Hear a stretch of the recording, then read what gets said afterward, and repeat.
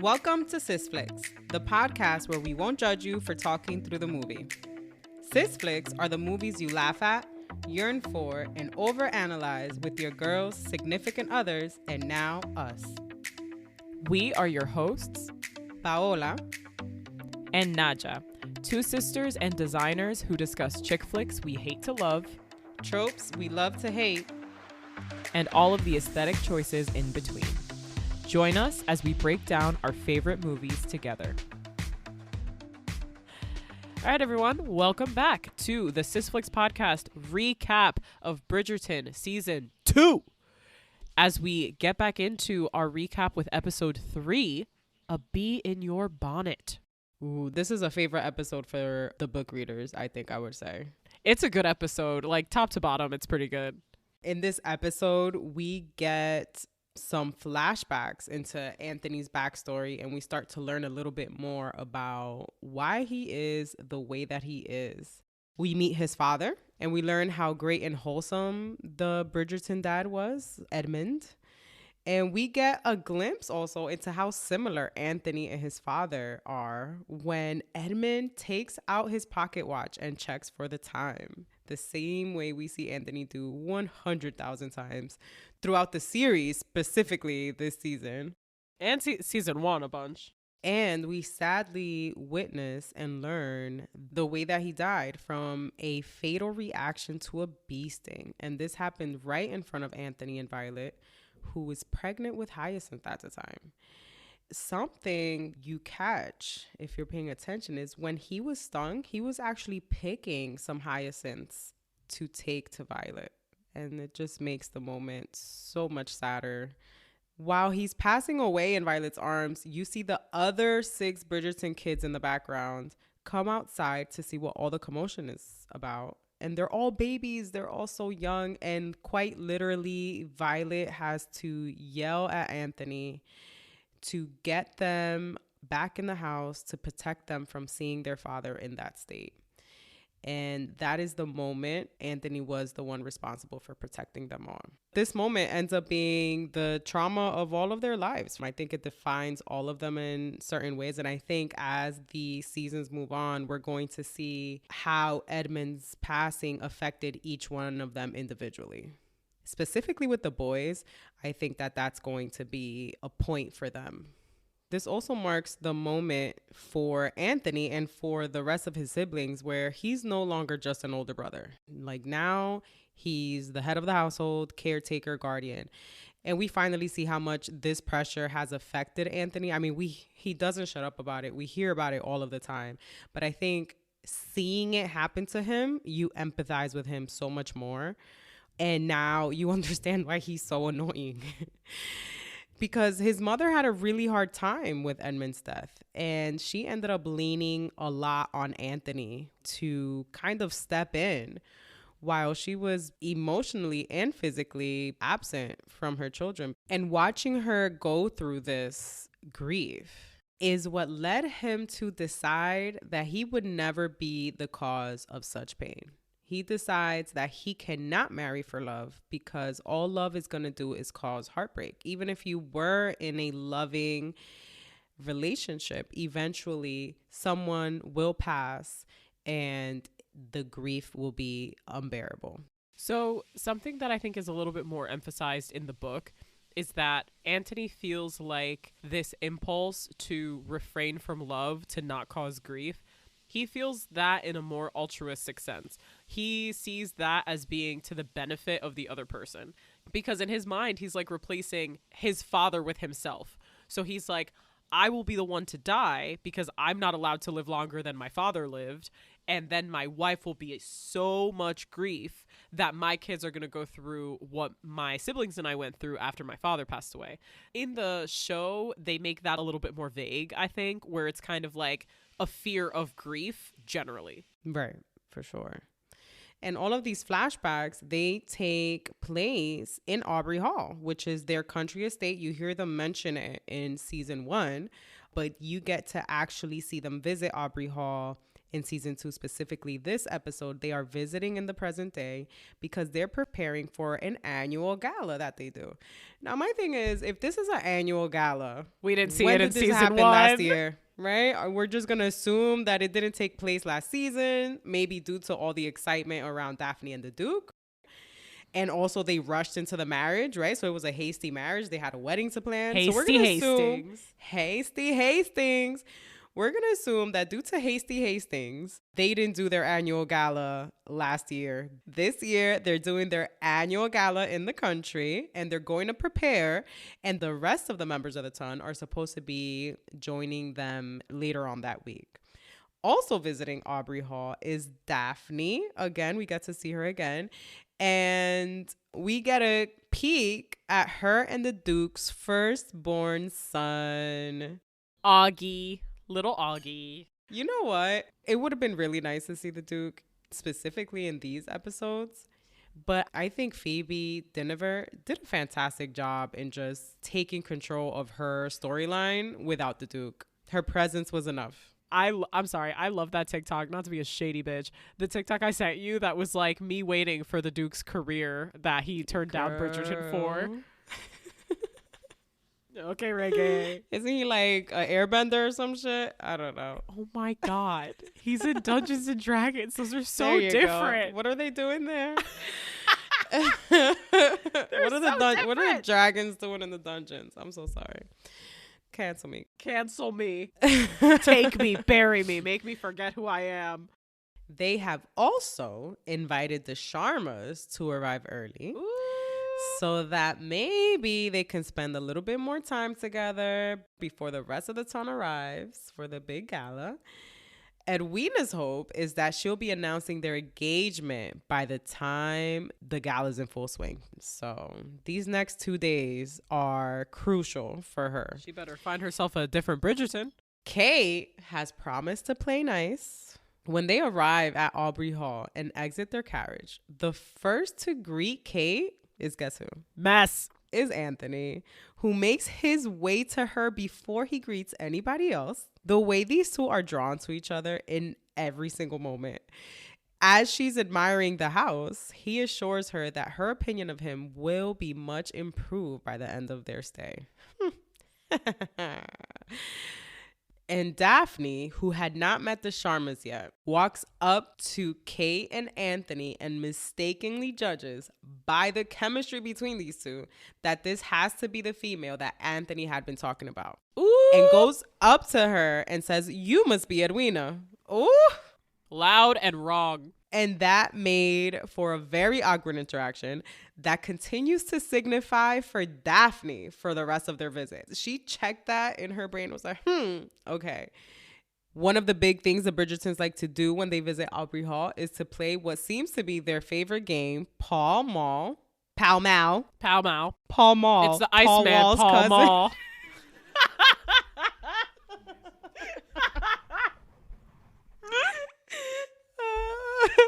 The lesser known Paul.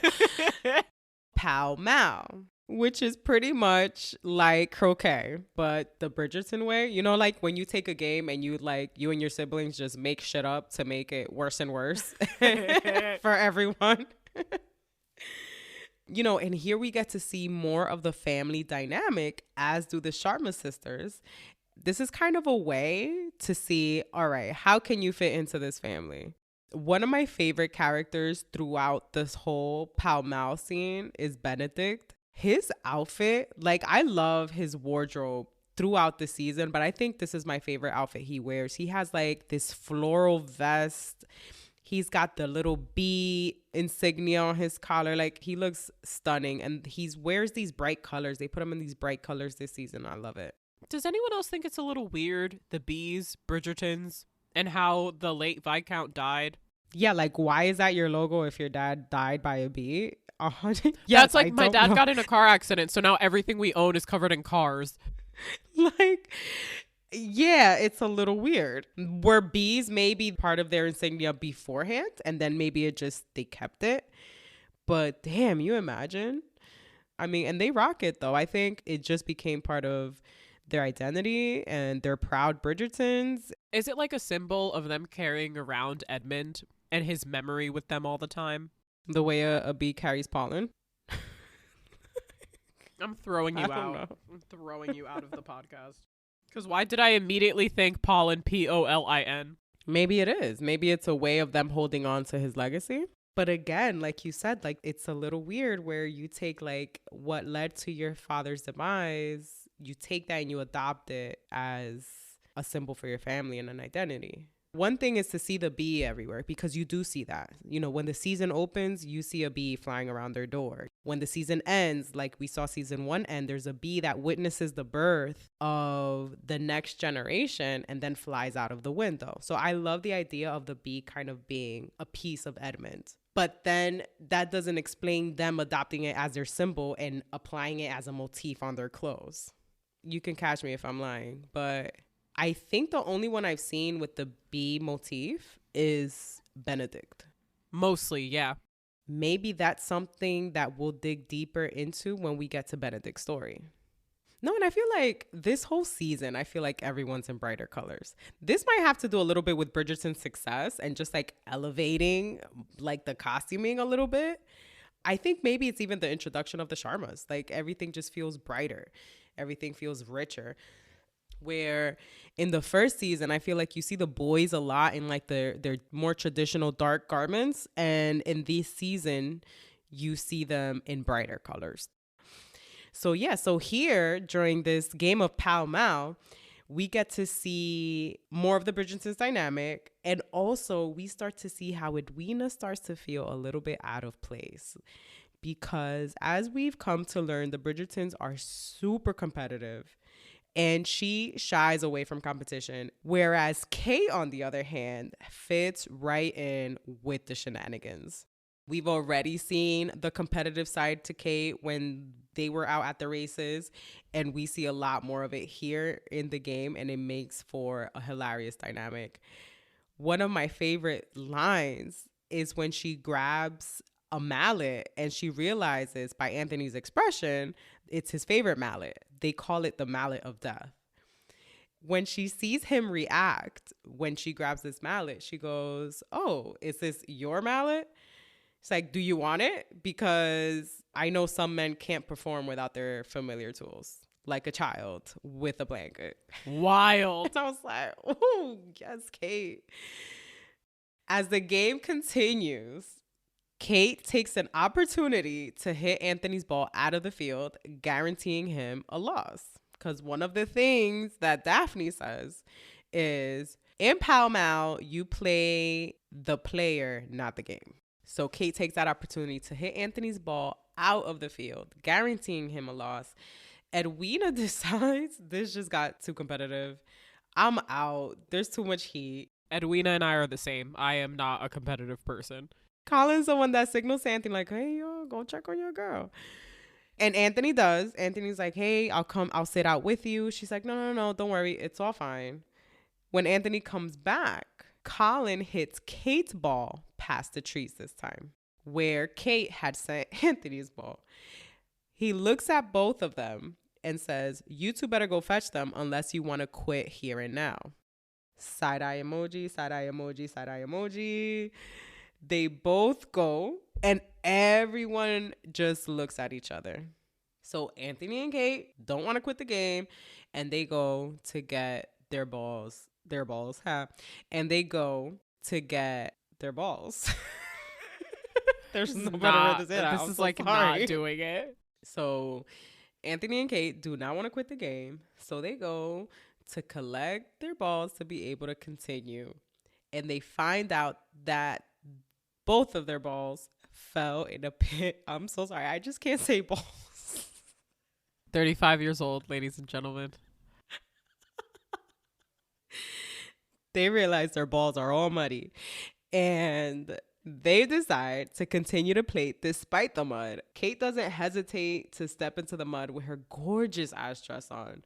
And her white stockings. Oh, my God. The pain in my heart when she steps into the mud. Seriously, this gorgeous dress. This is one of the most beautiful dresses she wears. It is so pretty. However, she gets stuck And Anthony has to help pull her out, and they both slip and fall on their ass in the mud together. To me, this is like a little rom-com moment. They can't help but laugh, and finally kind of this situation helps them break the ice a little bit between the both of them. And it's probably the first genuine laugh either of them have had for the entire whole season time so far. And they find some common ground. A bit more relaxed Anthony asks Kate to give him a chance to show her that he can offer Edwina happiness and security. That's what Kate wants.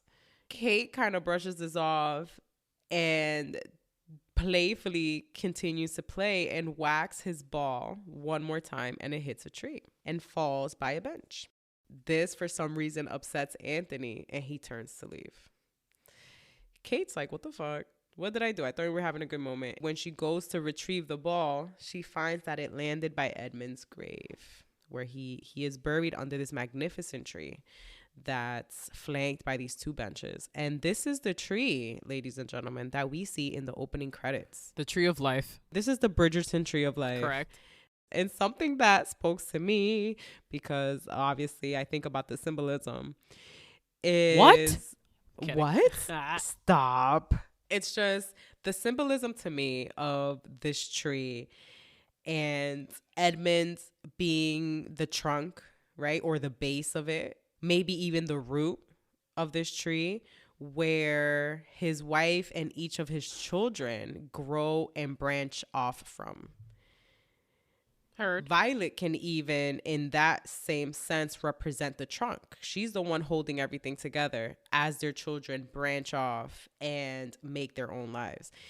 And I love that symbolism. And I think it also speaks to the Bridgerton cinematic universe, because as we've come to see, each season's opening credits still revolves around this tree and creates different things growing from this tree that represents each character and their story. Maybe they should wear a tree instead of a bee. Maybe they should wear a tree instead of a bee. Jesus, it would make so much more sense. Later that afternoon, after this game, Edwina tries to make up for having left the game early, and her and Anthony actually sit down and have a nice chat. Like, when you see them chatting together, you can actually see that they make a pleasant match. She's super sweet. She's smart. She's well-read. She's a good conversationalist. Anthony's engaged. They talk. They laugh. And you come to understand, like, oh, they would probably be nice together. They'd be fine. They'd be fine. Like, not bad. Yeah. They'd be fine. In that day and age we're watching, that can very reasonably be the most that you can ask for, is meeting somebody that you can have a pleasant interaction with on a daily basis.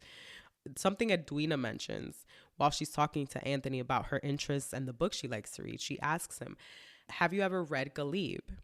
This is an ode to her heritage. Ghalib was actually an Indian poet of the 19th century.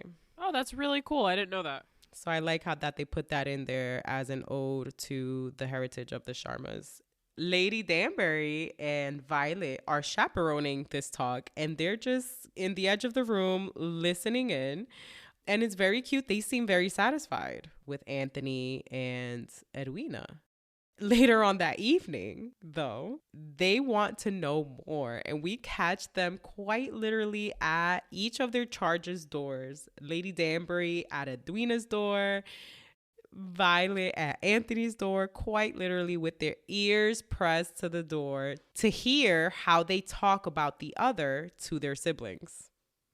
Anthony's talking to Daphne and saying how much he likes Edwina. Daphne's kind of like, oh, I mean, if you say so, if you say that you get that very special feeling. He's like, very special feeling.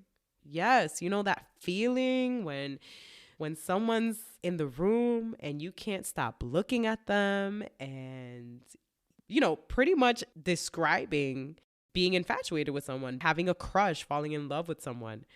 You can see him ponder this, be like, yeah, I know exactly how that feels. I don't think he's referring to Edwina, though.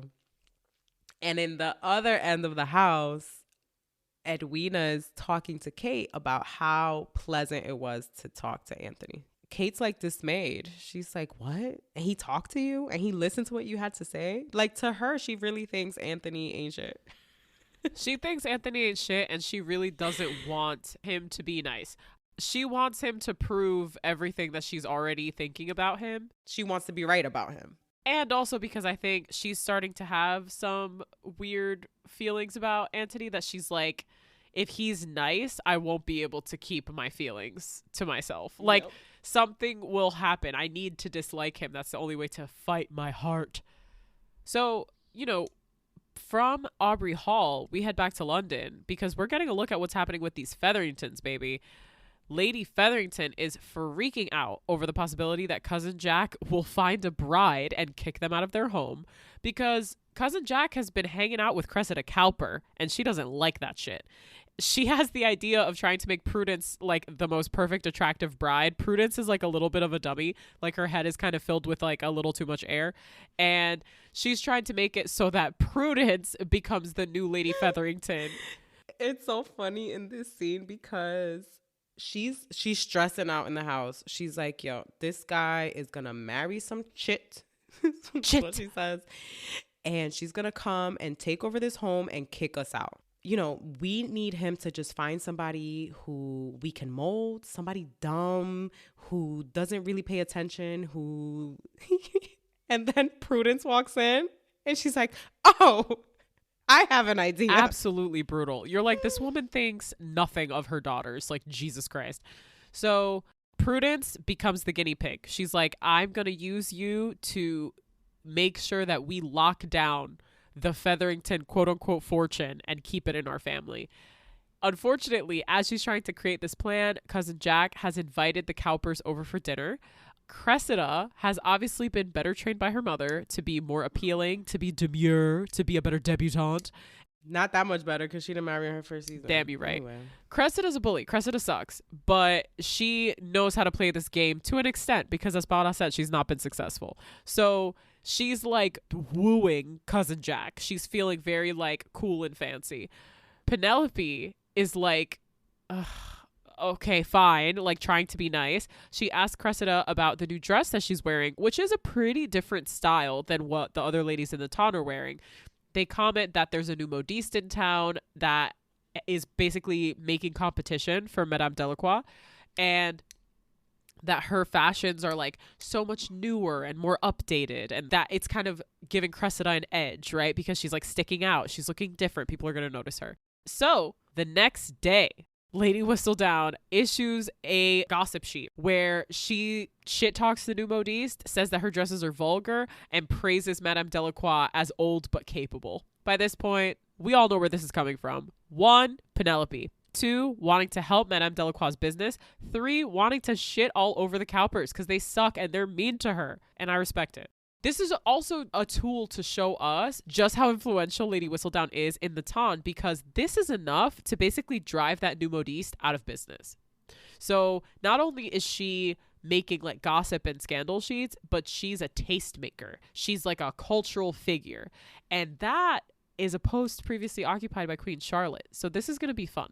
And it's also Penelope's way of assuring that Madame Delacroix stays quiet about having seen her, knowing her identity now, but most importantly, gaining an ally in Madame Delacroix as a business partner. Look what I can do for your business. Help me. Yes, exactly. And I love this because here you have two women who have quite literally built thriving businesses in this patriarchal society. And in order to be successful, they have both had to adopt separate identities. And something significant about the scene in which Penelope pretty much comes clean to Madame Delacroix and asks for her help is the moment when Madame Delacroix responds to Penelope.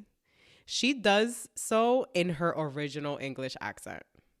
So in a way also exposing herself, and in a way also letting Penelope know, now you know my secret. We have to have each other's back. A little bit of ye old mutually assured destruction. Also exposing themselves over at Aubrey Hall the next morning, we have Colin showing Benedict one of his souvenirs from his travels. Shrooms. Drugs. In tea form. Drugs. To help him, quote, escape the thoughts that have been plaguing his mind, unquote. What does Colin have on his mind?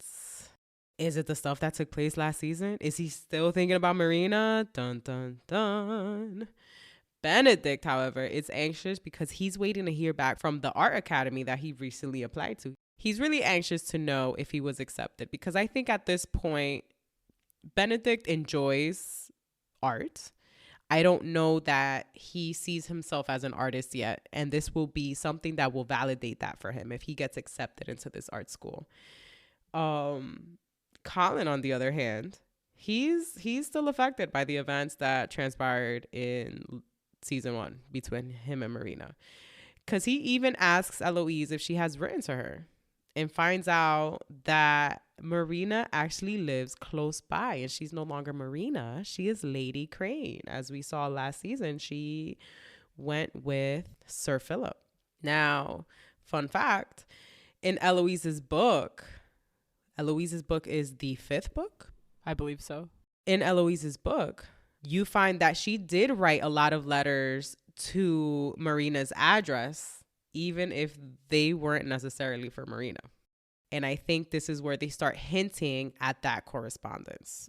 You know, when Colin's like, oh, do you write to her? And Eloise knows where she lives, maybe hinting at that can be a future correspondence that takes place. Also enjoying her morning tea, we have Kate outside preparing her own tea that we can assume she brought from back home. And we got a little ASMR reel of Kate preparing her tea, which she takes very seriously. And I think it's interesting to see this because we're so used to seeing all these portrayals of British aristocracy during this era and associated with tea, right? All these people do is go to each other's houses and have tea. That's what my husband says about period dramas. But let's not forget that tea is an Asian export.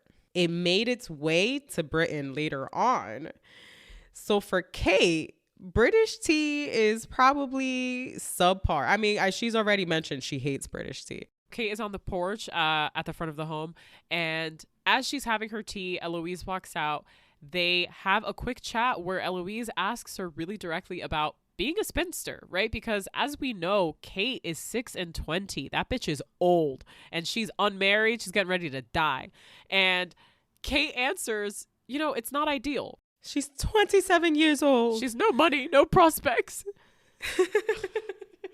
I'm already a burden to my parents and I'm frightened. That's God. I've been seeing this TikTok trend go around that's like, what's one thing you have memorized that you have no business having memorized? 2 things. What excellent boiled potatoes. And I'm 27 years old, Lizzie. I've no money and no prospects. I'm already a burden to my parents and I'm frightened. So don't you judge me. Don't you dare judge me. So, you know, Kate responds to Eloise's question like, hey, it's not ideal. There are a lot of privileges that people are afforded by marriage. And there seems to be no place in society for us being spinsters or unmarried women, except at the edge of things. Eloise very wisely responds, that seems to be society's fault, not a woman's. From here, we move on to dinner that evening at Aubrey motherfucking Hall. And at the dinner table, this is one of my favorite things. Benedict, who had, I don't know, a fuck ton of shroom tea from Greece that Colin gave him, is high as fuck at this dinner table. High as a kite. Oh my God, it's so funny. Like, he's such a goof. And everybody can tell that there's something fucking wrong with him and they can't tell what it is because I don't know if they like understand the prospect of being high. Maybe they think he's just drunk. They probably think he's drunk, but he's so funny. This room is lit so exquisitely. It's as if we sit like amongst the stars. So, like, everybody's having a nice time with the exception of them side-eyeing Benedict. It is the Bridgertons, the Sharmas, and Lady Danbury. Quite a big group, but still very intimate, especially compared to what they will be hosting the following few days. Anthony will not stop glancing at Kate while Edwina talks to him. He's got circus monkey music playing in his head while he's looking at Kate. No thoughts, just Kate up in his noggin. Because everything Edwina's saying is going in one ear, out the fucking other. He is not listening for shit. Daphne is watching them like a fucking tennis match, okay? She is catching all of this happening. Lady Danbury, who also doesn't fucking miss a thing, that bitch has eagle eyes, is observing this and is kind of like not so subtly signaling to Anthony, like, fucking propose already. Clock's ticking, baby. That's why we're here. Anthony, don't you want to make a toast right now? And Anthony's like, what? Sure. And he gets up, makes a quick little toast. Well, because Anthony has made it pretty clear to everyone who will listen that he's going to marry Edwina. Yes. So Lady Danbury's like, hey, you remember that thing? I think it's time to do it now. Remember? She's doing the Dominican mother wide eye. And Anthony's like, yeah, totally. Yeah. And he gets up and he's like preparing to make this toast. He kind of starts like vamping a little bit about Pall Mall, talking about having them over, how pleasant the few days that they've spent together have been and how much he appreciates it. Kate looks like an animal caught in headlights. Like she's just like, get me out of here. She tries to cut out. I think I'm tired. I think my sister and I have grown rather weary. Yeah, I bet you have grown weary. Oh, she's grown weary of many things. You know, and everybody picks up their glass, right? Because Anthony is about to make a toast. Yes. Everyone picks up their glass. The only one that does not pick up their glass is Kate. Exposing herself again. And he pretty confidently starts what we think is a proposal. Like, I'm so glad everyone's here. We've had such a lovely time. It was great that you accepted my invitation to come early, Edwina Sharma's. And he makes eye contact with Kate and completely fucking fumbles and is like, anyway, cool, thanks for being here. Bungles the end of this fucking proposal without proposing, right? It just is a fruitless toast where everybody is left at the dinner table just looking around, just being like, what just happened? What was that? Kate's just keeping him honest. This is like second or third time where he takes a glance at Kate and he can't continue to lie or suppress his feelings. And Edwina's hurt. She's like upset that night. When Kate is trying to comfort her, she's oiling her hair, which I love this scene because, again, another moment where it speaks to their heritage, where Kate is oiling her hair as a form of bonding, as a form of self-care, and Edwina's sad and crying because she thinks she fucked up. She thinks it was because she didn't do well enough. Unbeknownst to Kate, or known to Kate, like Edwina's putting a lot of pressure on herself to make an advantageous marriage work. And the advantageous marriage in question is one to Anthony Bridgerton. Kate is now feeling double guilt, right? Because not only is she lying to her sister in that she's concealing the whole, your grandparents will bestow a dowry if you marry a nobleman, but the reasons why she doesn't want Edwina to marry Anthony are getting more and more blurry. She was able to rationalize it initially as he seems like a pig. All the soccer room talk with the boys, like he seems shitty. He doesn't want love. He like doesn't really care about marriage. He just needs like a good wife, right? For appearances, to have children, to take care of his siblings. And in Kate's mind, by her standard that she has made herself believe is also Edwina's standard, she's like, that's not good enough. Like, you need someone who's obsessed with you. You need to be in love, right? Like, our parents were in love. You need to be in love. And Edwina's like, yeah, totally. Yeah, whatever you say. Uh-huh. And like, Edwina's just kind of like going with this. But Kate is really the one who, I think after they get to Aubrey Hall, is like, oh no, he's nice. The locker room talk thing was stupid, but he loves his family. He's good with animals. Like, all of these things that are pros, right, in the pro and con of Anthony Bridgerton, she's starting to see those things up close, and it's making it much harder for her to dislike him. And so now it's not, don't marry my sister because you're a pig. Now it's like, actually, my sister would be really well off if she married you, and you seem pretty fine. Why do I still not want her to marry you? I'm being fully ignorant of my feelings. Yes, 100%. So this shit comes to a head. Oh, it sure does. Oh. With all of this swirling, the next morning, Kate goes on one of her fucking crack of dawn horseback rides. It could not be me. She returns from her ride and Anthony catches her as she's dismounting her horse. And the costuming is awesome here. It seems like they're really meant to mirror or reflect each other because they're both wearing like really deep blue. Kate is kind of in like half of a riding habit, like up top. And Anthony is wearing just very gorgeous, like really dark blue. He has like this purple velvet jacket on in this scene. It's, yes. Which I think calls a little bit maybe to the Sharmas if you want to read really into it. Which we do. But they're both wearing like these deep, cool tones. Which honestly looks stunning on them both. Seriously. Kate, also known as Simone Ashley, has this incredible like deep skin tone, and Anthony is like a white guy, but he's like this high contrast, dark hair, dark eyes, pale skin. The dark deep colors just look really good on them both. And he asks Kate about Edwina and is pretty much like, yeah, I goofed it. Tries to apologize for disappointing Edwina and not proposing, but I totally super duper still intend to propose. Don't you fucking worry, Kate.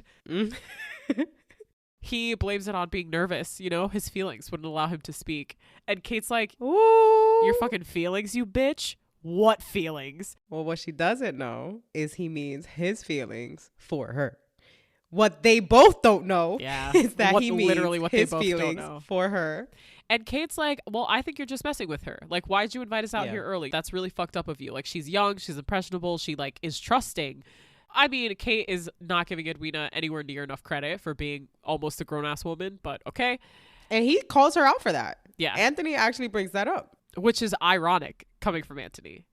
100%. All this shit he put Daphne through. And now he's saying, oh, she should make her own decisions. She's a grown woman. She knows what she wants. Kate's like, I'll punch you in your neck. As they argue back and forth, a bee approaches Kate, lands on the lapel of her little riding habit, like bolero jacket. And Anthony completely freaks out, like loses the entire plot of what they were talking about, hyper focuses on this bee, and is like, fucking hold still. And Kate's like, dude, fucking relax, it's just a bee. And she like goes to kind of sweep it off of her lapel, which would generally work and be fine and cool and normal. Anthony, though, kind of freaks out, agitates the bee a bit, which ends up stinging Kate right on the chest, like right above like her heart. This, for reasons that the audience knows and Kate does not, sends him into a full-blown panic attack. Because the last time he saw someone get stung by a bee, it was his father, and his father died. So Anthony is not doing well. He's struggling. Trauma response, yes. He's having a little PTSD. And Kate does not know why it's happening, but she observes that he is having a full panic anxiety response to her being stung by a bee. And she takes his hands and she's like trying to make eye contact with him and trying to mirror breathing, right? So she's trying to do deep breaths so that he follows her. She is like, I'm okay. Everything is okay. Like, I'm still here. I'm breathing. And he's tripping. She takes his hand that she's holding. She puts it over her heart. She's like, my heart's beating. I'm breathing. Everything is okay. She takes her hand, puts it over his heart. So that they mirror each other. They regulate their breathing. And it's like very intimate. They're 1.5 inches away from each other's faces. Truly. And it's such a vulnerable moment for the both of them because one, he's in a vulnerable state. And I think it's almost like her maternal instinct kicks in, right? Her caregiver instinct kicks in. She just wants to reassure him that everything's fine. Everything's okay. You're okay. We're okay. And this vulnerable moment very quickly turns into an intimate moment. Now they're looking into each other's eyes. These two forgot that they're out in the fucking open. And that it's 1814. Some fucking horse somewhere neighs. Neighs. Some horse objects to what they're doing. Nay.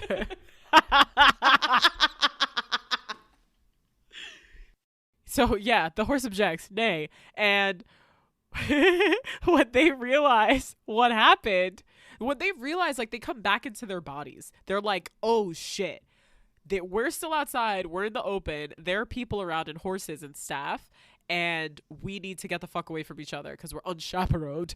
Well, I don't think they knew what they were doing. Yeah. Kate was running on instinct. Anthony is obviously blinded by panic. Both their adrenaline's rushing. They didn't realize what they were doing until that horse sound, whatever it was, broke them out of it. They immediately sprint in different directions. Kate runs to some garden on this vast fucking grounds. Anthony runs to the family tree crying. In addition to like they're panicking because if they had been caught together, also fun tie-in to the book here. So if they had been caught together, they would have been forced to marry, right? Because unchaperoned, his hand is on her bosom. It's like a little inappropriate. Okay, in the book, a lot of stuff happens the same way, where Anthony is courting Edwina. Kate does not want him to court Edwina because she doesn't see him as a suitable partner. And Anthony earns that way more in the book, to be frank. He sucks ass in the book. We've mentioned this already. However, this entire scene with the bee and Kate being stung by a bee does happen at Aubrey Hall. It happens after the rest of the town has arrived for this fancy ball or whatever. And Kate and Anthony are discovered by Lady Featherington, of all people, who's like, oh my God, a scandal. You need to get married. Why does she say they need to get married? I'll tell you. This is so fucking stupid. I just need to mention it. Kate gets stung by the bee in the same fashion, right? So Anthony kind of starts to have a panic attack, also just like the show. What does he do, friends? He decides it's his duty to lean down and try to suck the bee venom out of her chest.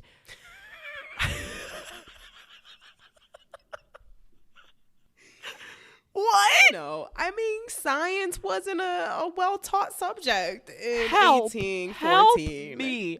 Help me. Tries to suck the bee venom out of her chest. Mind you, again, this is like her chest, on her bust, right above her heart. Lady Featherington comes upon them as this is happening. It was Lady Featherington, Violet, and I think Lady Danbury. But Lady Featherington is the one to be like, ah! Violet could have probably been like, all right, I didn't see you. Y'all better y'all better sort it out. But Lady Featherington saw that shit and she was not gonna let it go. So like the plots of the show and the book have already diverged significantly, but they were following like a pretty central storyline. This is where they diverge completely. In the show world, Anthony and Kate are not discovered during this scene. They are not forced to marry. Anthony does not have to cease his courting of Edwina. In the book, they're discovered and now they're fully engaged and they have to get married. And the thing about Edwina and Kate in the book is that Edwina susses out immediately that there is weird, sexy business between Anthony and Kate. And so she just entertains his courtship and never takes it seriously. She's like literally just waiting for them to sort their shit out. Them sorting their shit out happens organically when they're caught together. And when Kate, super ashamed, really guilty, comes to tell Edwina, hey, this is what happened. Like, now we have to get engaged. I'm so sorry. Edwina's like, yeah, whatever. Hey, bitch, I knew. She's looking at Kate with side eye like, okay, girl. One of the most frustrating parts of the book is that this all happens and Anthony continues to act and pretend that he does not love Kate because he cannot be in love in his marriage because of his trauma. That's the conflict. And listener, you are correct. That conflict is fucking stupid. So that's why the writers of the show were like, no, we're going to take a conflict that makes a lot more sense and have two sisters, quote unquote, fall in love with the same guy. And that's where we're at. Ugh, fuck that shit. Correct. Miss me. You can't miss me with that shit. Miss me with that shit. Ooh, never. All right, guys. Back in Showland, in Show Bridgerton world. Back in Showland. In Showland. Showland, baby. That's Showland, baby. Back in Show Bridgerton, Anthony continues his courtship and pursuit of Edwina unhindered, uncaptured, without Kate and a weird bee venom situation happening. And that leads us into episode 4, titled Victory.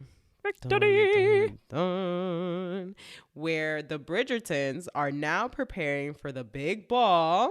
It's the Iceman big ball. I'm so sorry. You're such an idiot. The look Ryan's giving me right now. Where Daphne suggests they need lilacs and bigger bouquets.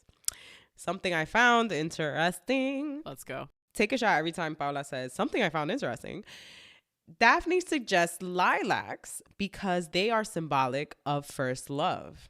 My dear friends, if you pay attention, this is a color we see Kate wear as her feelings for Anthony start to take hold. Let's go. And in vulnerable moments, we see Kate in these soft purples, reminiscent of lilacs.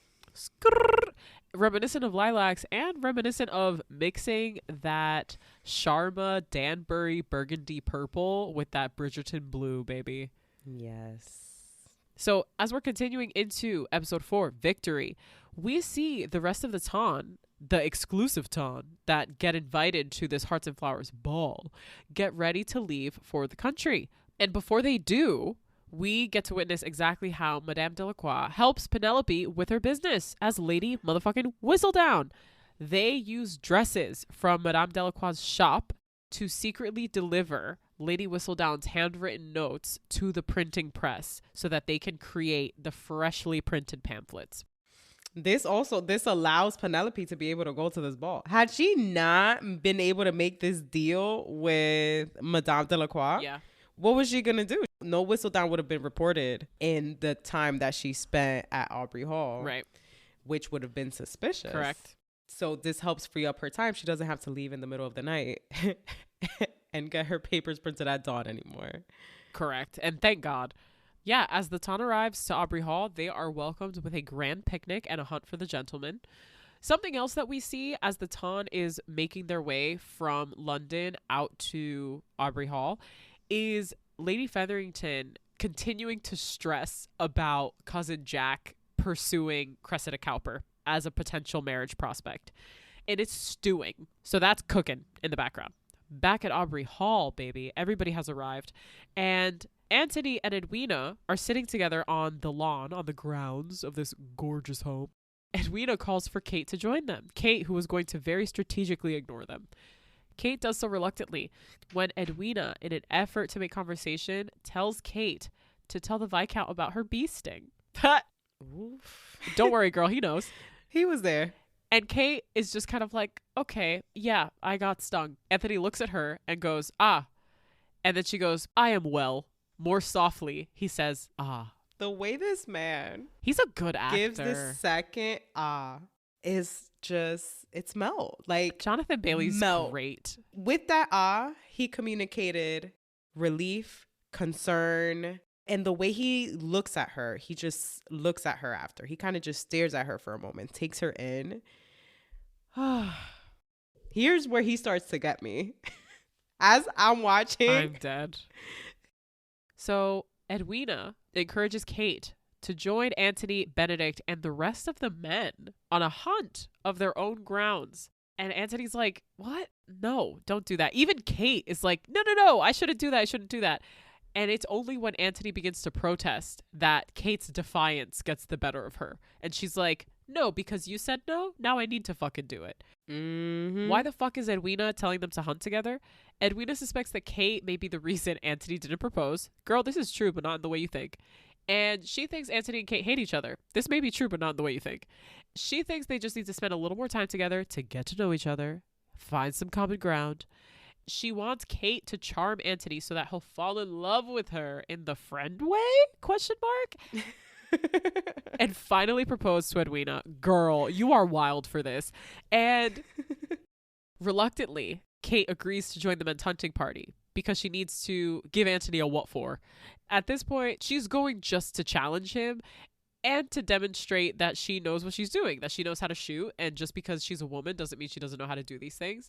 She was taught in India how to shoot by the royal family. Mm-hmm. And Benedict is in the background just giggling. He thinks this is so fucking funny. He's such a jerk in this scene. So it's rude. I love him. We love siblings. He's such a jerk. During the hunt, there are definitely a couple of side-eye moments between Antony and Kate. Everybody's on horseback. Eye emoji. Kate is wearing this stunning, incredible blue, like, riding habit with, like, a flat-topped top hat. Stunning. She looks incredible. Paola called out this is giving very Lady Danbury. Like, the top hat, the, like, more masculine shoulder. Oh, yeah. It looks phenomenal. Tag yourself. I'm the lady's maid struggling on a horse. I'm the lady. Tag yourself. I'm the lady's maid in the background struggling with that horse. I'm the horse. Tag us both. We're both struggling.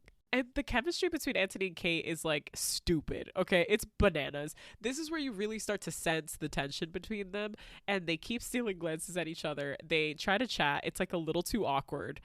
Kate starts to get annoyed because she wants to direct the hunt a little bit more, and she feels like the men who are on the hunt don't want to listen to her just because she's a woman, and they're also making wrong choices, all of which sounds incredibly on brand for men. She tries to go her own way, which of course would be alone in the woods, which is like not an amazing look, not even just for like a woman in the 1810s, but like period. Antony's like, dude, what the fuck? You're gonna ride alone? You're gonna break all the fucking rules? Like, got stung by a bee where I look at you and stuff? Stop it! Stop existing! How dare you? Again, just in the spirit of defiance, Kate's like, whatever, fuck off. She hops off of her horse, lifts her skirt to step over a fallen log on the ground, and she reveals, like, I'm not even gonna lie to you, dog, like way too much of her leg. Way too much of her leg. She didn't need to show that much leg. She didn't need to hike up that skirt that high to bring her foot up 5 inches. No need. Girl, you knew what you were doing. She reveals a comical amount of leg, and Antony, unnecessary. You see the light flicker behind his eyes because this guy goes zut, zut, like he just forgot where he was, forgot what they were doing. Short circuits. And whatever lust he feels towards her, he begins kind of redirecting that into frustration, where he's frustrated with her now. Like, why did I see your leg? Why are you here? Why are you on this hunt? Why'd you get stung by a bee? I'm so annoyed with you. They're arguing about fucking everything. They're arguing about who's looking at whom. They argue about how to properly hold a gun. They're arguing about how to hunt, how to shoot. And Antony, because of course this happens, takes it upon himself to teach her how to hold a gun the English way. Mm-hmm. And you know, you can't just demonstrate. Girl, I'm gonna show you how to hold this gun. Come here. Déjame enseñarte algo, ven. He puts his arms around her, does a smooth boob graze a la Jack Black in The Holiday. Yo, the way he snuck in that boob graze. Yeah, you gotta get a little. Just a we little. We saw you, just Jonathan Bailey. And he does some aggressive deep breaths in her ear. They are so fucking close to each other. Like, he is like right behind her. He is like chin in shoulder on Kate. And they are so close together, and he smells her. Ooh, that's the first sniff. First sniff. That's gonna be the name of like my perfume. First sniff. And the moment that they look like they might almost be about to kiss, they hear like loud noises coming from the rest of the hunting party, and they immediately spring apart. If these two have to keep getting separated by noises, mess. Away from the hunt, now we are following Colin, who has solo paid a call on Lady Crane, also known to the viewer as Marina Thompson. She lives in like a big lovely house that's apparently not that far from Aubrey Hall. Marina is looking very motherly. She's carrying one of her kids. You discover that she had twins because she mentions multiple babies, and Colin's kind of like, oh shit, did you have a baby with this man already? And it's like, no girl, she had 2 the first time. Colin tells her all about his travels, and it seems like he's looking for approval. It's a very boyish desire to be like, isn't this cool? Is this coolest thing I did? Don't you like that? Isn't that fun? What do you think of my travels? And Marina's like, I think they're great. Marina's literally like, it's fine, and I don't know why you're here. I was having a very chill, normal day by myself. I don't know why you're here. And as Colin's finally like getting ready to leave, because I think he's kind of exhausted even of himself, in walks Sir Philip. Okay, Sir Philip. Okay, Sir Philip looking. He's a handsome man, the guy who plays Sir Philip. He is a handsome man. So we find Colin telling Marina all about his travels to Greece. And you sense that maybe he's been talking too long. And she's like, this sounds remarkable. And he's like, yeah, remarkable, as in I have a lot of remarks about it. He's kind of like boyish and shy or self-conscious maybe about his trip. A little bashful. I think that this is a part of Colin we see where he's looking for approval a bit, maybe, about his choices, about what he's doing, maybe even just from Marina. And she tries to reassure him and says, I like your remarks. That's great that you went to go swimming in a lake. Think that's awesome. Marina gets to a point where she stands up and says, it was nice of you to come. She is dismissing him. As she's trying to dismiss Colin, she saw him, they had a little visit, she's done. As she is trying to dismiss Colin, in walks in Sir Philip. Sir Philip and Colin are introduced, and they immediately start bonding over Colin's travels to Greece and Sir Philip's studies. He's a botanist. They start talking about olive trees and the flora and fauna of Greece. Sir Philip invites Colin to stay for dinner, to which Marina tries to object. Oh no, Colin can't stay. He needs to go home. And Colin's like, no, I don't. I'm good. I can't stay for dinner. I would love to stay for dinner. Marina doesn't seem particularly fond of her bookish plant dad husband. She seems a bit exasperated, and I think she's annoyed with both men at this point. And so it leaves you with the impression like, they're making it work as a couple. We know that they didn't even court. They were in a love match. They're just trying to make the best of a not so good situation. And Colin picks up on this. And as Sir Philip bids them farewell to go tuck in the kids and giving Marina a chance to say bye to Colin privately, he asks her, like, are you happy? To which Marina's like, I am perfectly fine. Why are you worried about me? He says, when you look at your life, don't you wonder what might have been? And she says, that is a fool's form of torture. I have left the past behind me, and you should do the same. And she encourages him to look at what's right in front of him. Hint, hint, hint. Penelope, seek her out, because your future will certainly not be found in the past with me. She's so good in this scene. I think it's like redemption. It is redemption. You feel almost proud of her in her response. I don't think that we're going to see Ruby Barker back in later seasons. I think this might have been her last scene for Bridgerton, and she did an amazing job. Agree. If that is indeed her last scene, I think that was a great way to leave her off. Agree. So Colin kind of sticks with this, where she says, seek Penelope out. She cares for you. And Colin's stupid, so he's like, Penelope? When he sees Penelope later on in the episode, I believe, he makes it known like, oh, Marina mentioned this to me, that you cared about me, and I think you do. But he also expresses kind of his annoyance or his anger towards Lady Whistledown for being the one to ruin Marina. So he blames Lady Whistledown for him not being able to be with Marina. And I think this is something that's going to continue into season 3. Right. Though the plot line between Colin and Marina does not exist in the books, his anger towards Lady Whistledown does. And so I think that same plot point is going to continue into season 3. We'll see. After this visit with Marina, we go back to Aubrey Hall, motherfuckers, post-hunt. Motherfucker. Edwina wants to know if Kate made headway with Anthony. She pretty much goes to Kate and she's like, hey, how did it go? The hunt didn't go well. Nobody would listen to me. Which was so funny. Mad. So funny. And Edwina's like, I don't give a fuck about the hunt. I want to know how things went with Anthony. Are you guys besties or nah? And Kate's like, oh, I mean, I guess he's fine. She's like, it went well. It's fine. And Edwina's like, oh my God, amazing. Like, she's very, very excited. And then she's like, just keep doing whatever you're doing. And Kate's like, I don't want to do that. I think that's a bad idea. Especially for the ball tomorrow night. So that night, later on that same evening, Kate is having some trouble sleeping because the day, it's been taxing. There's been a lot going on. And she kind of walks through the house in her nightgown and a shawl. No. She can't sleep, I think. And here they start to play into part of the book where Kate, she is very afraid of storms and lightning specifically.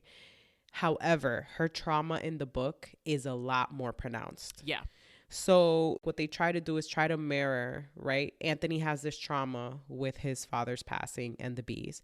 And then Kate has this trauma with thunderstorms because something happened in her childhood regarding to a thunderstorm and her mother's passing. So Her biological mother. And in the book, Anthony helps work her out of her panic attack. And here's where him and Kate truly bond, and where she realizes like the type of man that he is and type of person that he is, that he's caring, he's loving, he's all of the things. And in the book, this happens before the bee sing. In the show, she can't sleep because of the thunderstorm, and so she goes to look for a book in the library, which also happens to be the Bridgerton study, which is where we see Anthony in a lot of scenes. God, can't you find a good home where you can divide the library and the study? We're living in poverty out here. As she's up on a ladder looking for a book, Anthony walks in and sees her, wondering why it is that she can't sleep if she's not comfortable. And she lets him know that she can't sleep because of the storm. They have a moment. It's just them two. Kate finds out why Anthony had such a big freak out about the bee, and it's because he confesses that his father died because he had an allergic reaction to a bee sting. Kate is immediately like disarmed. Like, she's like, oh my God, I'm so sorry. Fuck. Like, every fucking thing is making sense now. They're both very vulnerable and soft in this moment. They are. We already mentioned that Kate she wasn't expecting to encounter anybody, so she's in a nightgown and a shawl. Anthony is in his shirt sleeves and his breeches with like the suspenders down around his hips. So he's like also very soft, very bare comparatively to how they are normally presented to each other. Her hair's down. It's stunning. And I think this is the first moment after the bee scene where they show a little vulnerability to each other. Yeah, for sure. She's afraid of storms. It reminds her of her father, and she talks about her father a little bit. And he, in turn, confesses to her how his father passed away. They let each other in a way. And I don't think they were expecting to do that. They kind of just look at each other like, okay. And something could have happened if Kate didn't get startled by another strike of lightning and thunder. And she leaves. And you're like, fuck, man. Like, he doesn't even know how to hold a book. He holds that book 4 different ways. That is one of my favorite parts of that scene. Like, he takes that book as if it's like subtract the meaning from the object of book and just hands someone like a 3-dimensional rectangle and then just have them just flip it around in their hands like it's a fucking Rubik's Cube, because that's what Anthony does with this fucking book. Kate puts this man in such a state he couldn't even hold that book right side up. So fucking funny. Fue el pelo suelto. So we see the next day after the hullabaloo, as Daphne and Violet are preparing for the ball, Daphne openly observes, like, hey, I kind of thought Anthony would end up with someone more like him. And the person who's more like him is Kate. It's not Edwina. And Violet is aware of this. And she's aware that there's funny business. She's just not sure which direction, how funny it is, how businesslike it is. So they agree to keep their eyes out at the ball. As we get fully into the ball, right? Like, we've seen the preparations happen. They've received everyone from the Ton at Aubrey Hall. As we get fully into the Hearts and Flowers ball, it's gorgeous. It's stunning. Eloise is officially out in society, right? So she has to participate. And as she's descending into this ball, trying to attract maybe the least notice possible, Violet approaches her and she's like, hey, here's someone I want you to meet. He shares some of your rebellious tendencies, and I think you guys should have a dance, because Eloise kind of like protests dancing. She introduces her to Lord Morrison. Lord Morrison, who's just a fucking asshole. He's just some fucking guy who's tall and skinny. And basically what he ends up doing is like being a little bit misogynistic and insulting Eloise. Eloise quits the dance floor in the middle of the song, which is apparently something you just did not fucking do. Like, that is super not done. Well, he insults Eloise by way of insulting women. They do not have a good time on the dance floor. And Eloise is like, fuck this. I'm out of here. Like, I don't want to talk to you. You don't have a high opinion of women. I'm done. Her mother kind of stops her because everybody, you know, is very worried about what other people see, right? Like, it's very much see and be seen. Like, what are they seeing when you get angry, upset, emotional, and you leave the dance floor in the middle of the dance? And Violet stops her and is like, what the fuck is going on? And Eloise is like, my rebellion isn't like a fun costume that I put on and take off. Like, it's a part of who I am. Like, how I think and the things that I believe are part of who I am. And this person is not like me just because he's quote unquote a rebel. I know that I'm not the daughter you want me to be. I'm sorry that I'm such a big disappointment to you. I'm not Daphne. No. I know I'm not what you want. Just let me leave. I'm done making a fool of myself. She's angry. She's crying. It's a very tender scene.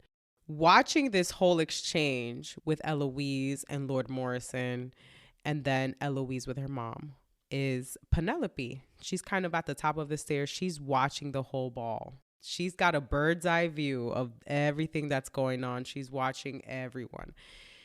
She also catches her mom going to Prudence and talking to her.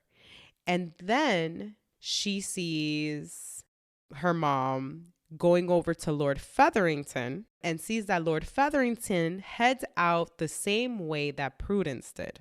So Portia tells Prudence, hey, the oranges here are amazing. You should go check out the orangery. Then goes to Lord Featherington and says, hey, I heard Lord Fife needs you over at the orangery.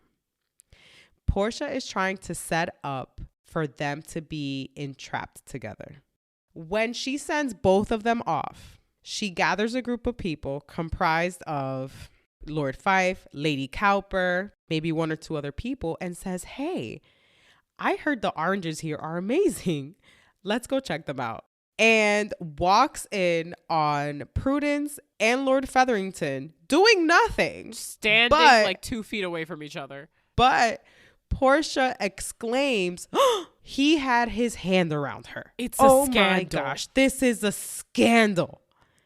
And makes everyone believe that they have been caught in the middle of an inappropriate exchange. And pretty much forces this situation onto Lord Featherington that now he has to marry Prudence because he might have compromised her.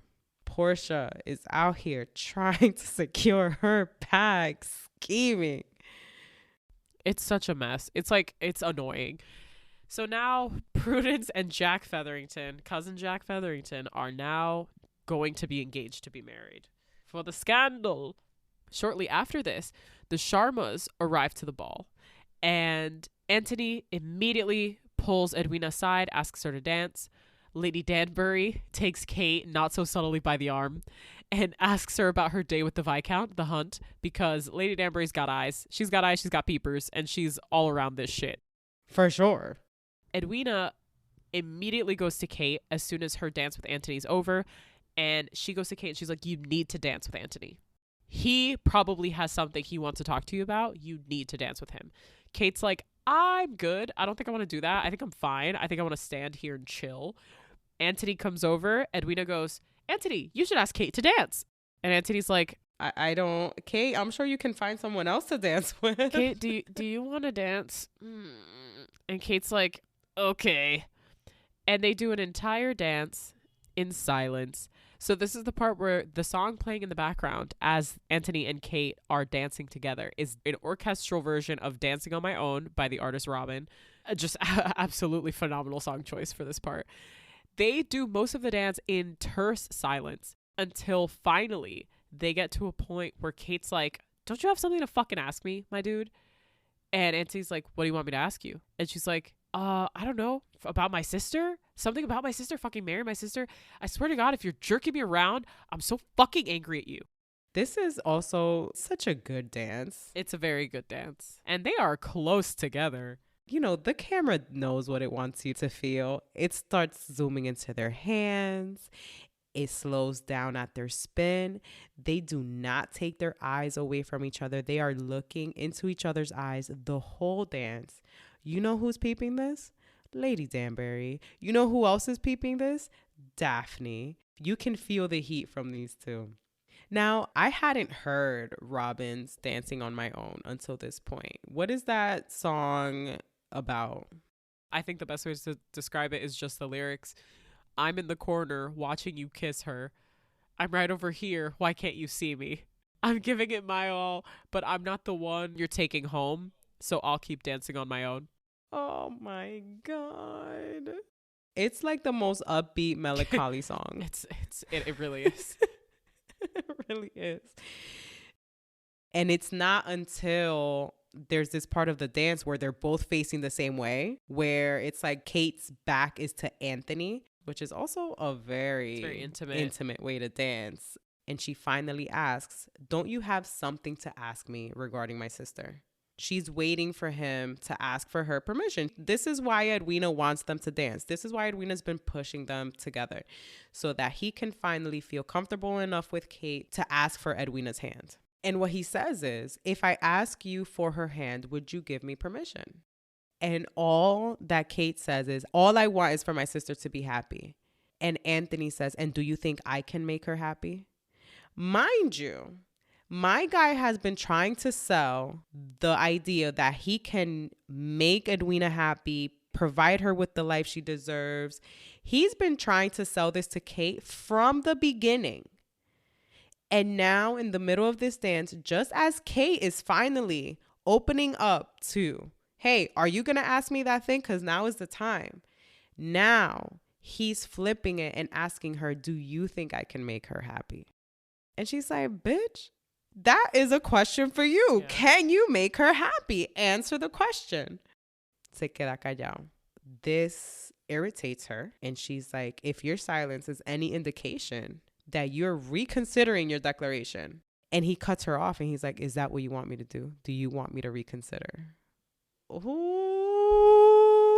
girl, this is your chance. Say something. When I watched season 2 for the first time, this is when I thought like, oh, fuck, oh, shit. Oh, it's about to happen. She's about to be like, yeah, of course I do, you dumb bitch. Her answer says it all.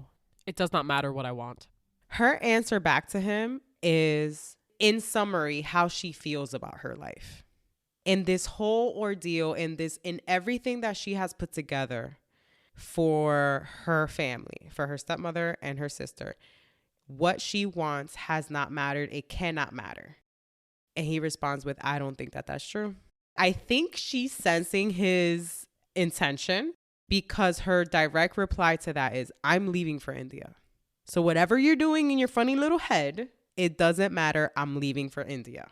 And that's when he loses it. That's when you start seeing him unravel. For sure. And he's like, go back to India. What the fuck are you talking about? So you're going to abandon her? You're going to leave her behind? What are you going to do? And she's like, my work will be done. She will be married and taken care of. That's kind of the point. I will go back to India and I will become a governess. Like, she won't need me anymore. She won't need me anymore. Once I get her settled, I begin my life, like, away.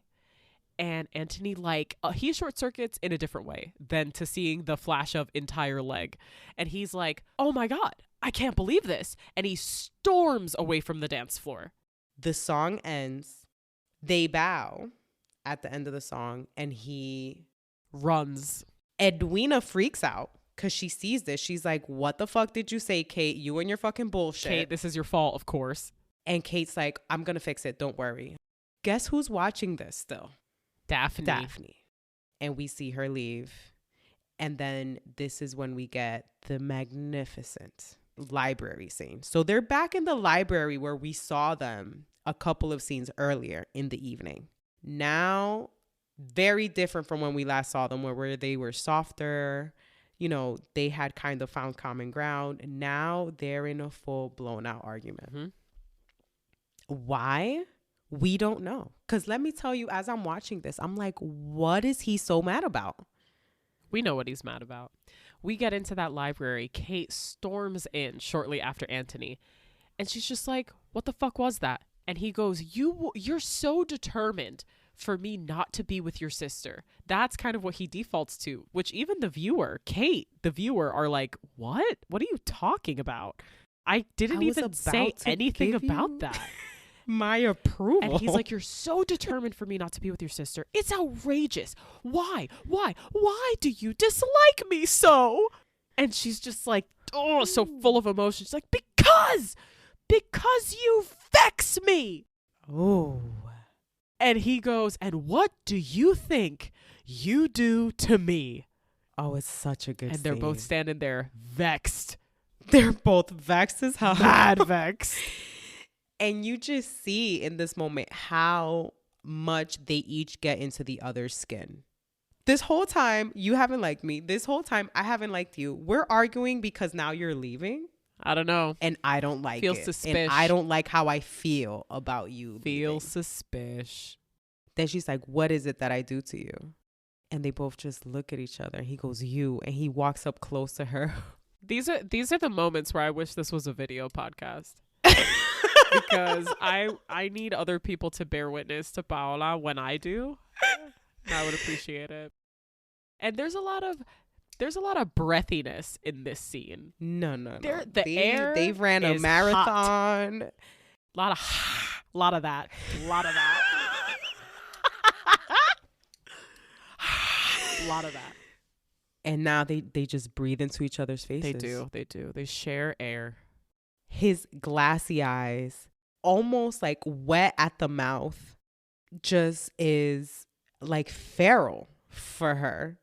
Jonathan Bailey, anytime, any day, any place. As he walks up to her slowly, he's like, you hate me. And she's like, yes, I hate you. And he gets closer and closer to her. These people are basically touching noses. And goes, I am a gentleman. Bitch, you ain't no fucking gentleman. You haven't been a gentleman in a dang minute. Those eyes don't look like gentleman eyes. I'm saying. He says, I am a gentleman. And she goes, and your heart is with my sister. And he repeats breathily, and my heart is with your sister. And as he repeats back to her, yes, my heart is with your sister, he's inching closer and closer to her face. And then he tells her, say you don't care about me. No, I will say this part, when he says this, it gives me the tingles. Like full body tingles where like the adrenaline is singing under your skin, where he's like, say you don't care for me. Girls, we are all fucking Kate Sharma in this scene. Girls, we are eating. The girls are eating. When this man goes, say you don't care for me, we're all like, I also want to emphasize the way that this is shot. This is shot in like a hyper close up where all you get in the frame is like their lower faces, their mouths, but not just their lower faces, like him literally whispering into her ear, like lingering on her cheek. Tell me you feel nothing. It's a good thing I'm not Kate Sharma, because I would have been compromised. You would have compromised this shit out of me. Jesus Christ. Jesus. But let me tell you though, the only reason that Kate Sharma was not compromised that evening was because Daphne walked in right at that moment. Oh yeah. Because Daphne was like, I don't know, some shit don't feel right. She walked in right at that moment. Some shit don't feel right. Caught them at the verge of kissing. Yeah. She's like, oh shit, my bad. Walks right back out of the room. Anthony chases her like, yo, it's not what you think. Tables turned. It would have been a duel. Matter of fact, it was a duel. Daphne should have walked up in there and said, Kate, you and I duel at dawn. I seek satisfaction. Kate, to fucking get back. I like you a lot. I think you're really cool. Playing Pall Mall with you was really fun. Unfortunately, I do think we have to fist fight. That's all. You've compromised my brother, who's a big fucking slut. And I think we need to duke it out. Duke it out. We need to Viscount it out. Oh, that scene is I'm going to watch it again right now. Oh, it's really good. As soon as we're done recording this, I'm going to go watch that scene. It is genuinely really good. And Anthony follows Daphne. She goes over to like a bar cart and grabs like some amber liquor, pours herself a massive cup of it and chugs it. Because you can tell Daphne wants to rinse her eyeballs of what she just saw. And Anthony comes up behind her and he's like, hey, it's not what you think. It's not what you fucking think. And she's like, What am I supposed to think it is? What am I supposed to think it is? You caught me. What did I just see? What did I just see? Nothing. You saw nothing. Nothing happened. He goes, she's infuriating. Like, oh, and yeah? Daphne's like, is that what I just saw? She's aggravating? Really? Okay. No, and she pretty much tells him, look, there's obviously something between you two. What the fuck? You have to be honest with her. You're courting her sister, you asshole. What are you doing? Mess. She's a sister. She knows how that shit would feel. And where she fucks up is when she says, one way or the other, these feelings are going to come to the surface. Again, that word. He's like, feelings. Mm-hmm. She's like, yeah, love, motherfucker. Dumbass idiot. Stupid bitch. And as soon as she said that, he's like, okay. He's resolved that whatever he's got to do is got to be away from Kate. We see Kate after this entire encounter in her night clothes, standing on like what looks to be like a second floor balcony, just kind of silently crying. Like she's like lost in thought. You can tell that she's kind of in distress. And she's approached by Lady Danbury, who's also in her night clothes, ready to go to bed. She's pretty much like, hey, parentheses, with the intention of accusing you of something. Like, have you told your sister what the fuck is up with like her grandparents and the whole like dowry inheritance situation? And Kate's like, no, I haven't told her yet. I feel like I haven't found the right time. And Lady Danbury's like, bitch, you better make the right time. You need to tell her. You need to let her have a choice in her destiny, pretty much. Like, she has to be fully aware of what she's doing. And Kate actually opens up to Lady Danbury and says, I don't know if there's any point in telling her about the inheritance scheme anymore because I don't think there'll be a proposal from the Viscount. Mm-hmm. After this experience that Kate had that evening with Anthony, she's like, oh shit, this guy is not trying to propose to my sister. She's like, there's no way. I can't see a path to them getting engaged and getting married from this. Exactly. Like where they quite literally just almost had an impassionate encounter. Yeah. And Lady Danbury goes, oh yeah, is that so? Why is that? Is it because you and Anthony are not getting along? Girl, the way Lady Danbury knows. And Kate's like yeah, that's why. Totally. And Lady Danbury pretty much looks at her and goes, why, when you are so close to getting what you want, what you need so much for your family's survival, and what Edwina clearly wants for herself, why are you getting in the way? And Kate very candidly answers with, I don't know. Mm-hmm. I don't know why. Because it's almost like you said earlier. She's gotten to a point where she can no longer deny that Anthony could be a good match for Edwina. She's having these feelings and she's keeping them from herself. Yep. She is in denial about how she's feeling and what that means for her. And the only thing Lady Danbury ends with is, you need to tell your sister. Whatever it is you need to tell her, you need to tell her. Leaving it to her, like, listen, whatever it is that's going on, be honest with your sister. Kate hears this and resolves to be like, okay, I am going to tell her about the inheritance scheme. Because in her mind, she's like, ain't no proposal going to happen. The next morning, mm-hmm. as we see everyone packing up to leave Aubrey Hall to get back to London, we see Edwina's disappointed, heartbroken that she did not get the proposal she was expecting that evening. And we see Kate has a moment where she is going to try to tell Edwina the truth. What truth? We don't know. We're assuming it's about the inheritance scheme. We see Anthony searching for his mother's engagement ring. Based on the events we saw the evening before, I think we're kind of all hoping that he's going to run out and propose to Kate because of the conversation he had with Daphne. No, my guy does the opposite. He runs out and proposes to Edwina. And the most heartbreaking part about this scene is that when he walks out, he calls out Miss Sharma. And the one to turn around and respond to him is Kate in her purple and lilac gown. Ugh. And he walks past her and kneels in front of Edwina and asks for her hand in marriage. Dude, and as the viewer, it's just like pain. Oof. Oh my God. Yo. Oof. Oof, oof, oof. And who's observing this on the sidelines? None other than Lady Whistledown herself. Penelope Featherington. Who was the first to break the news to the ton. Yeah, brutal. And Daphne. Daphne's standing there like, bitch, what the fuck? What the fuck what are you doing? Bitch, who the fuck? Yeah, like what? Anthony, you dumb bitch. Like, what is happening? And guys, that's how we fucking leave episode 4. Can you believe? Oh my God, the pain in Kate's face. Edwina takes her glove off and hands it to her. To put the engagement ring on. And you just see the hurt in her face. If that man would have knelt down in front of Kate and proposed to her at that moment, she wouldn't have just said yes. She would have done a backflip and then said yes.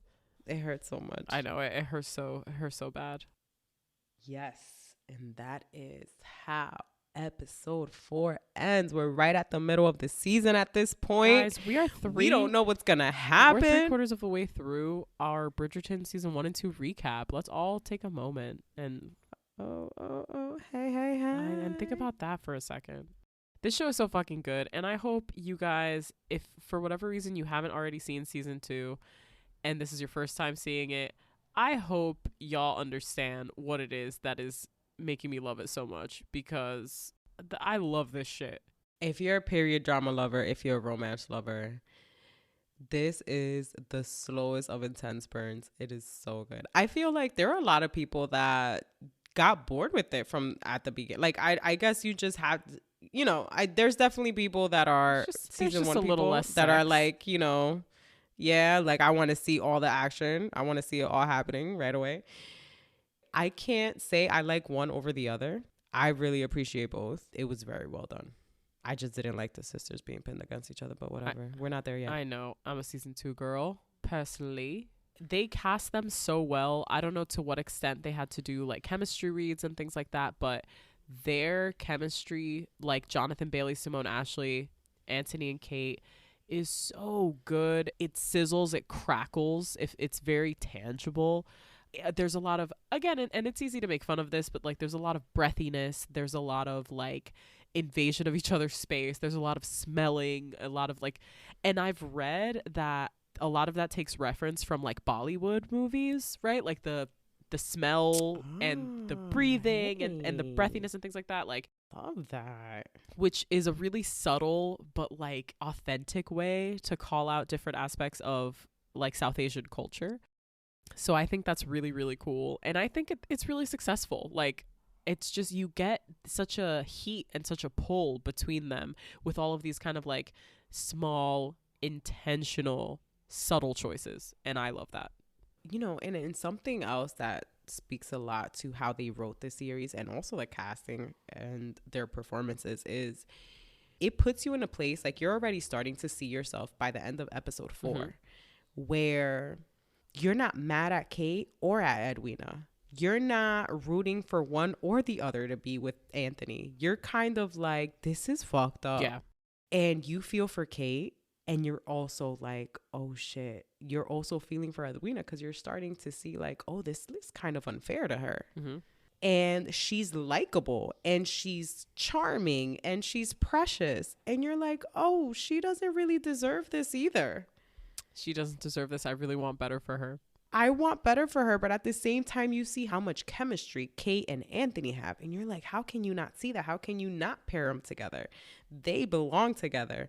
But damn, Edwina doesn't deserve that. Yeah. Even their body types and their persona speak so much to the character that they're portraying, where Kate is tall, slender, rigid, angular, wiry, right? And so she has this presence. Whereas Edwina, she's shorter, cutesier, but also she's like rounder, curvier, softer. And it plays to her character being more youthful and also having that softness. But I also think you start to see that Edwina's personality isn't all that soft when she starts to feel like she wants to take control of her life. And we get a look at that a little bit later on in the season.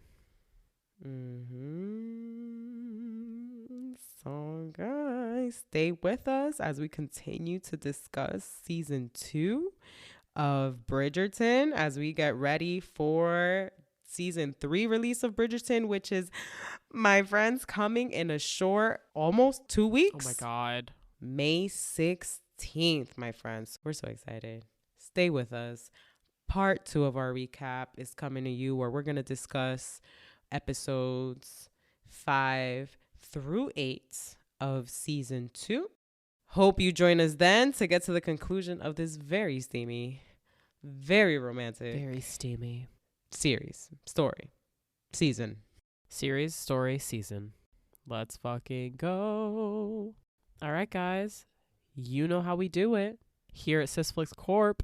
If you like what you heard and you want to hear more, Paola, what can they do? You can find us on Instagram at Sysflix Podcast. You can shoot us an email at sysflixpodcast@gmail.com. Let us know what you think. If you have any suggestions or a movie request for us to cover in the future. And leave a review wherever you get your podcast. And remember, sharing is caring. It sure is, baby. If you think somebody would like this little razzle dazzle we got going on. If you think somebody would like this little bit of If you wanna razzle dazzle. Razzle dazzle. If you know anyone who would like this format for a podcast, that would like to listen to these two crazy Latinas talk about period pieces and rom-coms, send them our way. Thank you for listening. Thank you.